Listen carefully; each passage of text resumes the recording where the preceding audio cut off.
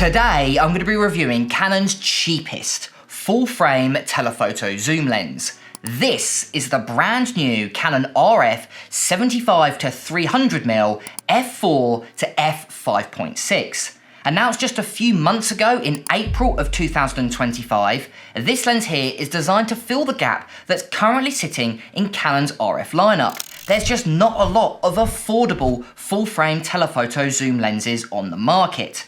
So let's find out if this one is any good.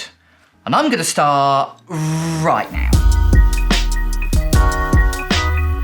Now, Canon have been needing a lens like this for a very long time. Before this lens was announced, the next and most affordable option was the Canon RF 100-400mm. Now that is a great lens for sports and wildlife photography, but it is still quite expensive, coming in retailing for around £700 brand new.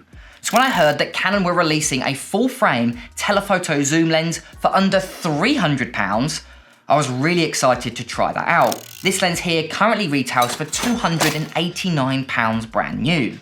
Now, to keep this lens as affordable as possible, Canon have actually based the optical design plus a few other features on the older EF 75-300mm. Now, there's no problem with that. The issue is though, is that lens was announced back in 1999, over 26 years ago, and cameras have changed a lot since then. They've become mirrorless and high resolution.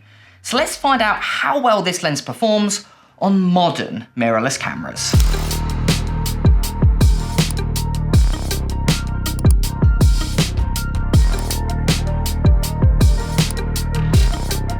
So this lens is made of a premium plastic construction with a metal lens mount, although it is missing weather sealing. As you can see, there is no weather sealing gasket at the rear of the lens, so I would take extra care if you're shooting in a moisture-rich or even dusty environment. This lens is also externally zooming and externally focusing, a design choice I haven't seen for a very long time. Now, on the side of the lens, you've got yourself an autofocus to manual focus switch, and most of the lens is taken up by the zoom ring. Now, the zoom ring is quite stiff to use, although it could be because this is a brand new lens that I'm reviewing. And then right at the front of the lens, you've got yourself a focus ring. Now, this focus ring only works in manual focus, as it uses the old DC motor that you can find in the older EF 75-300mm. So make sure that you never turn the focus ring when the lens is in autofocus, otherwise you could damage the motor. Now, a few eagle-eyed viewers might have noticed by now that this lens is missing something,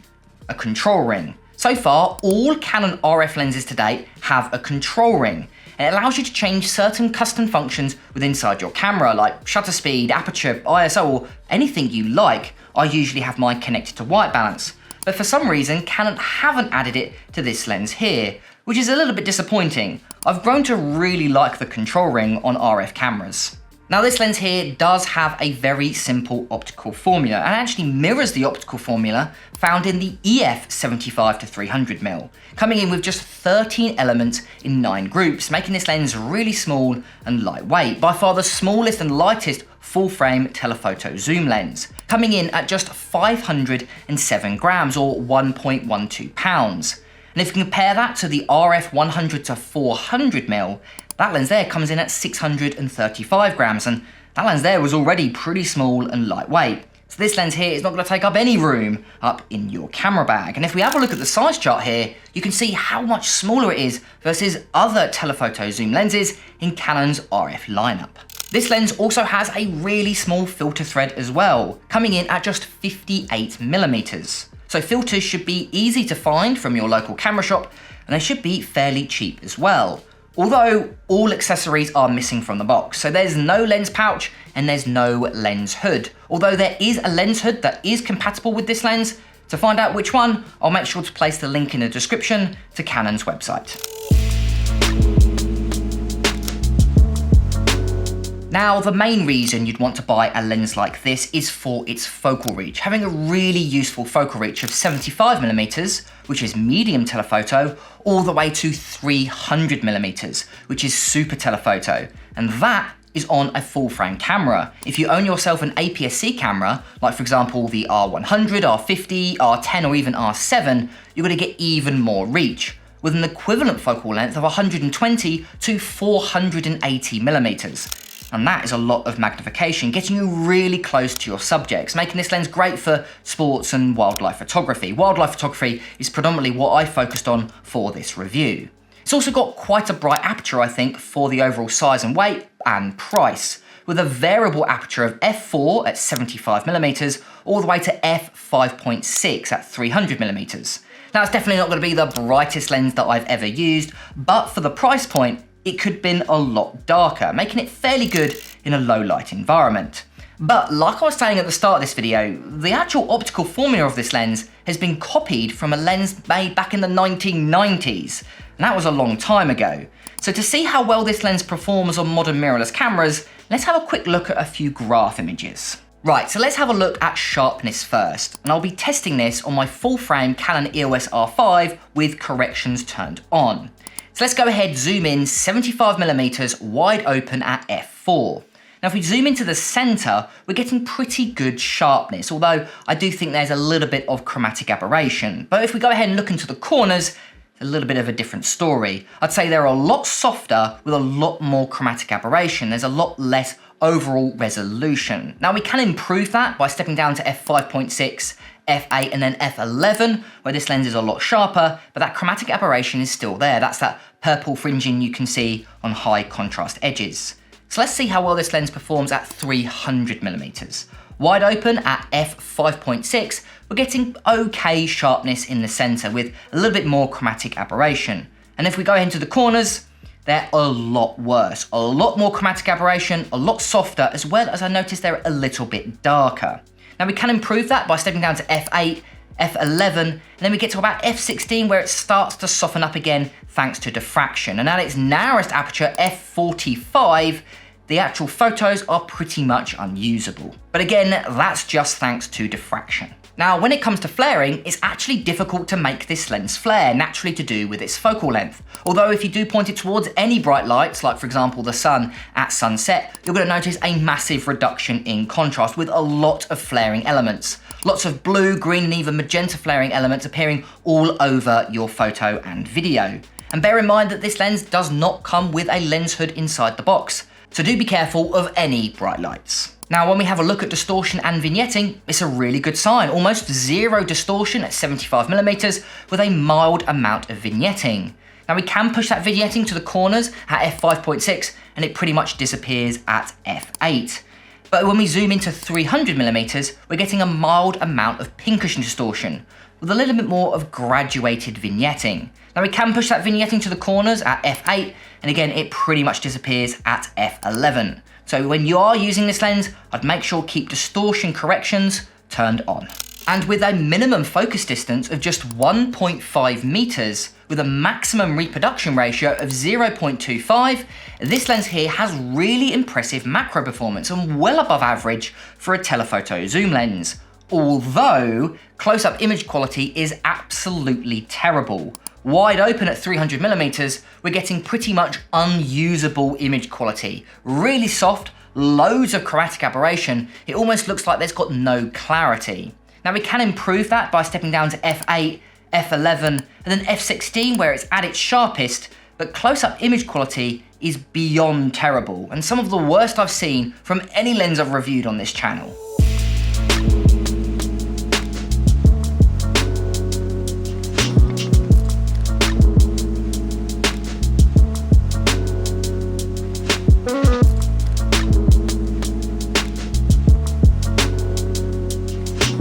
Another feature that this lens has borrowed from the older EF 75-300mm is the AF motor.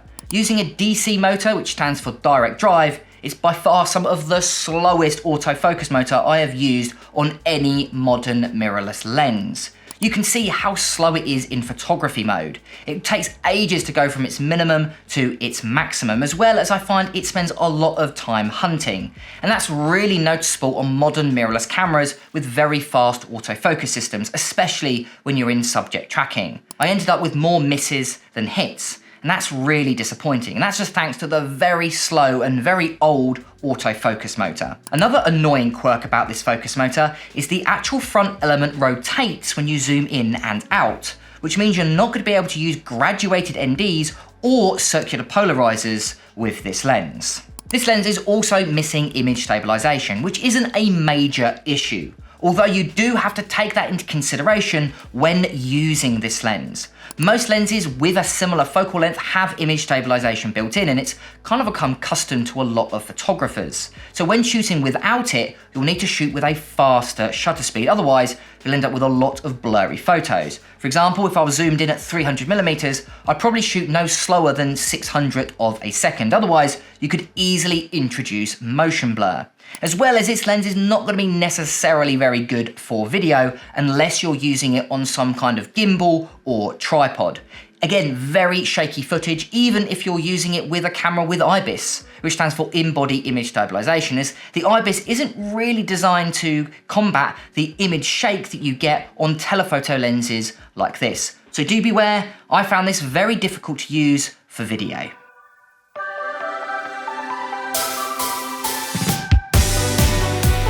So overall, what do I think of this lens here, and do I recommend it?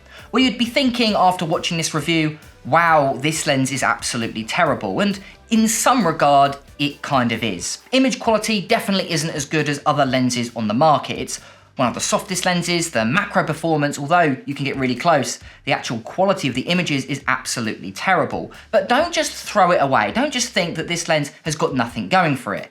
We need to put all of that into context when we think about the price point. Most people just don't have the money to afford really expensive, high quality glass. And the most important thing is to get people taking photos. When I started out, I actually started out with the EF version of this. It's one of the lenses that originally got me into photography. And I think that is exactly what this lens is designed to do. Get people into photography. It is a perfect lens for it. There's not another lens on the market in Canon's ecosystem that has this focal length at this price. And I can imagine they'll be selling it with a lot of kits. So if you buy the R100, R50, I can imagine they'll sell this with or alongside in a kit, which I think is a really good option, bringing down the price even further.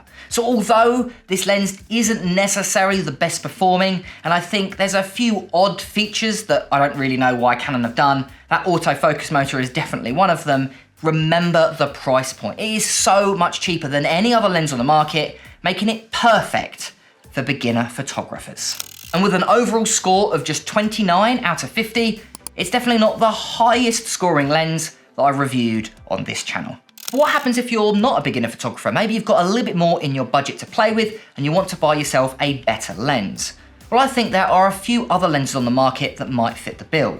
The first one is this. This is the RFS 55-210mm. Now this is an APS-C lens only, so this will only work if you've got yourself the R50, R100 or even R10. It won't give you the same reach, but it will give you sharper images, it will give you a better autofocus motor, and most importantly, image stabilization. Plus, it's still quite affordable, coming in around £400 brand new. The other option is this. This is the RF 100-400mm. Now this is a very good lens. I reviewed it a couple years ago on my channel. I loved how sharp it was, and that focal length was really useful for sports and wildlife photography. It'll end up with sharper images than this lens here, as well as a new STM motor and image stabilization, but really good for photography and video. And it's still fairly affordable. Coming in around £700, for the price, I do think that is a really good lens. Thank you to all of my YouTube members that are currently supporting the channel. If you guys want to support the channel and get some awesome perks, including free Lightroom presets like the ones you can see on screen, make sure to go ahead to the link in the description. I've been James for Photo Fever, and I'll catch you guys next week.